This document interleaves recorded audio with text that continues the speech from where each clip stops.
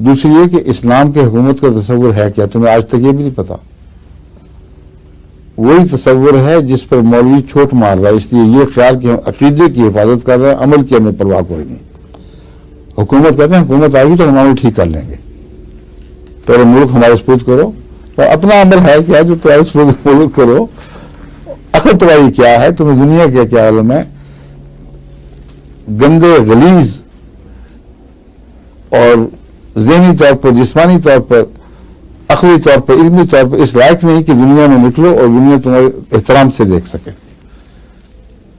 और मुल्क हमारे सपुर्द कर दो, आप भी ठीक कर लेंगे शरीयत लाकर। कौन सी शरीयत लाओगे जो अब लाए हो? खुदा ने तुम्हें कब रोका था दीनी अखबार को बहाल करने में कि जब तक हुकूमत नहीं आएगी इस्लाह नहीं करनी? नबियों को कब हुकूमतें मिली हैं तो उन्होंने इस्लाह शुरू की है? हज़रत ईसा अलैहिस्सलाम को कब हुकूमत मिली है बताओ? और जो इस्लाह उन्होंने बगैर हुकूमत की वही है जो जब तक जिंदा रही उस वक्त तक ईसाइयत की जान बनी रही। रसूल ने 13 साल नबूवत के तो नहायत कस्ब परसी में गुजारे, लेकिन इस्लाह से बाद आ गए थे। ये जो झोला था सारा, अगर मैं तुम्हारे माशरे की इस्लाह करूंगा वो हमने नहीं होने देनी। और हुकूमत कौन सी थी आपके पास?